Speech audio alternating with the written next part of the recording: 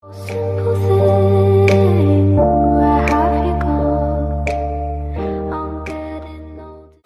Saya waktu masih wakil Rois Am, kalau setelah rapat di PBNU, pulang malam, pesawat terakhir. Saya pernah diajak ketemu oleh anak-anak, karena ada pertemuan di Kemayoran, di PRJ Jakarta, di gedung apa saya lupa, sedang kumpul sebagian daripada 9 Naga. Tahu 9 Naga? Mungkin di sini belum mengenal. 9 Naga itu mungkin awalnya 9 orang yang bisnisnya sukses. Sekarang jumlahnya 18 orang. 18 orang ini menguasai ekonomi dan aset-aset Indonesia tidak kurang dari 82% aset seluruh dunia miliknya 18 orang ini. Bayangkan. Ya. Bahkan dari 18 ada 1 orang yang asetnya melebihi daripada 51% seluruh Indonesia. 1 orang. Sampean berapa persen? Yang 18% dibagi pengusaha muslim, Pak JK, Pak Khairul Tanjung, ini masuk 18%. Tidak tahu saya pengusaha orang NU yang kaya di Sumatera Utara ini masuk berapa persen, saya tidak tahu. Pak JK yang perusahaannya banyak, Pak Aksa, Pak Khairul Tanjung yang punya apa? Maret Ahmad apa? Itu Alfa di mana-mana itu kebagian ngelompok ke 18%. Saya semula kurang percaya. Saya tanya ke Pak JK, apa betul ada 1 orang yang asetnya melebihi daripada 51%? Betul katanya. Akhirnya saya datanglah ke sana. Saya turun, di situ sudah ada 2 meja dikelilingi orang. Saya tidak kenal. Lalu ada yang memberitahu ada Kiai PBNU datang. Mereka berdiri semua lari kecil mendatangi saya, menjabat tangan saya sambil mengucapkan terima kasih NU, terima kasih NU, terima kasih NU. Pak, NU diucapi terima kasih. Mereka punya aset yang tidak habis dimakan 7 turunan. Saya juga heran siapa dia, kenapa mereka menjadi belum paham saya. Setelah perkenalan, ada yang namanya Michael, ada yang namanya Agung Podomoro, ada yang namanya Murdayapo dan istrinya Siti Murdaya, ada sebagian. Oh, berarti ini sebagian 9 Naga yang asetnya luar biasa. Tapi kok mengucapkan terima kasih NU? Padahal kenyataan NU sampai sekarang masih tetap minal mustada'afin, minal fuqara wal masalah. Nggih napa mboten? Aktsaruhum minal fuqara wal masakin. Kalau ada bagi-bagi ribuan orang datang, NU semua itu. Tapi kok diucap terima kasih? Kok enggak nyiprat, enggak netes gitu loh. Akhirnya punya kesimpulan saya. Oh, mereka sukses menjadi konglomerat, mendapat gelar 9 Naga karena barokahnya Nahdlatul Ulama di Indonesia ini. Tapi barokah yang tidak seimbang karena tidak netes, cukup terima kasih. Kenapa kok terima kasih?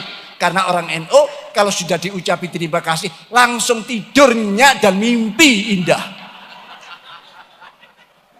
Tidak dapat apa-apa, tidurnya mimpi indah. Dia tahu begitu. Wis, terima kasih saja. Kalau diberi cipratan ekonomi NU kuat, bahaya bagi mereka. Bahaya bagi mereka, Pak. Habis mereka. Nah ini, mari kita sadar, kita ini kuat.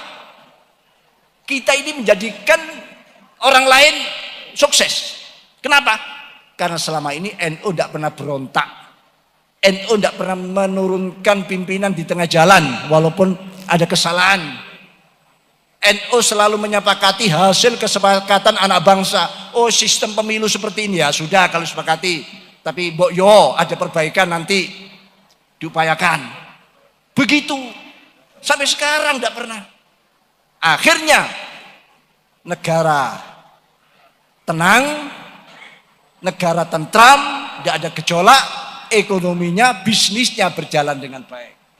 Ada berita, Kang, ini mengerikan kalau memang ya benar terjadi ya. Jadi kajian politik Merah Putih menduga adanya dugaan Taipan 9 Naga sudah membeli parpol dan tiket capres untuk memasukkan undang-undang dan calon presiden yang sesuai dengan kepentingan mereka. Jadi sebagai gambaran saja di berita ini, ada dugaan Taipan 9 Naga membeli 9 partai politik masing-masing 1 triliun rupiah. Jadi kalau di total 9 triliun tuh. Plus membeli suara masing-masing anggota DPR 575 suara ya untuk menggolkan undang-undang. Itu disampaikan oleh Koordinator Kajian Politik Merah Putih, Sutoyo Abadi. Kemudian juga kalau diduga ya masing-masing anggota DPR RI minimal 10 miliar, Kang. Jadi kalau dibeli suaranya oleh Taipan kan cuma 5,75 triliun rupiah. Jadi dibulatkan 6 triliun lah gitu loh. Nah, secara hitungan matematis menurut Sutoyo total biaya Taipan 9 Naga ini akan menguasai DPR RI dengan membeli parpol dan anggota DPR cuma 15 triliun. Ditambah dana pencapresan sebesar 20 triliun. Ya, sekitar 35 triliun lah. Udah beli negara gitu. Itu kecil buat mereka ya. Dengan dana usaha yang sangat-sangat menggurita di mana-mana. Ya, ini bahasan lama sebetulnya, Kang. Kita juga sering memperbincangkannya, tapi nggak sampai berani kita sampaikan di video, karena ini kan didasarkan pada rumor, fakta data yang berbicara menunjukkan hal itu harus ada kalau kita mau angkat. Nah ini kita angkat karena ini bentuknya reaction news terhadap sebuah berita yang menginformasikan adanya diskusi publik ya Kang, dari Pak Sutoyo. Kajian apa Merah Putih tadi ya? Kajian Merah Putih ini berani sekali nih, memang itu tadi persoalan kebangsaan yang dikuasai oleh oligarki itu juga sudah terjadi sejak eranya Pak Harto dulu. Tapi Pak Harto ini kuasanya jauh lebih besar dibandingkan oligarki. Jadi oligarkinya sudah bermain tapi masih bisa dikendalikan lah gitu. Tawar-menawarnya, bargaining posisinya masih sama-sama kuat lah, sama-sama bagus lah. Nah tidak seperti hari ini yang diindikasikan oleh banyak pihak sudah tunduk takluk gitu pada keinginan para oligarki itu. Nah ini yang saya kira kiamat demokrasi kalau betul apa yang disampaikan di diskusi itu. Mudah-mudahan sih tidak betul, tapi hal itu masuk akal gitu Kang. Berarti ini harusnya kajian politik Merah Putih punya data yang begitu kuat dan akurat ya. Kalau enggak, kalau mana berani dia membuat itu menjadi diskusi publik ya. Bisa jadi mereka punya data yang real, yang clear, tidak seperti kita. Sehingga mereka jauh lebih berani membuat itu menjadi sebuah diskusi politik. Dan penting itu untuk diketahui oleh rakyat kita semua, sehingga kita bisa lebih realistis melihat proses-proses politik yang terjadi di negeri ini. Kalau ada keanehan, kalau ada kejanggalan, maka itu bisa diidentifikasi adanya potensi mereka sudah termakan oleh uang-uang haram itu. Akan jadi apa negara ini ya? Iya, mungkin akan menjadi seperti negara lain yang sudah dikuasai oleh orang-orang dari negeri Cina. Iya. Ini ada berita lain, Kang. Jadi beritanya itu menyoroti Ketua Umum P3 ini. Jadi Soeharto. Ketua Umum P3 ini kayak mendadak, Kang, sejak jadi menterinya Jokowi. Oh, berarti dari itu yang 9 naga itu uang. Belum. Oh, itu berita yang berbeda ya? Beda. Oh iya, saya kira nyambung. Jadi sejak jadi menterinya Presiden Joko Widodo, harta 84 juta jadi 59 miliar. Wow.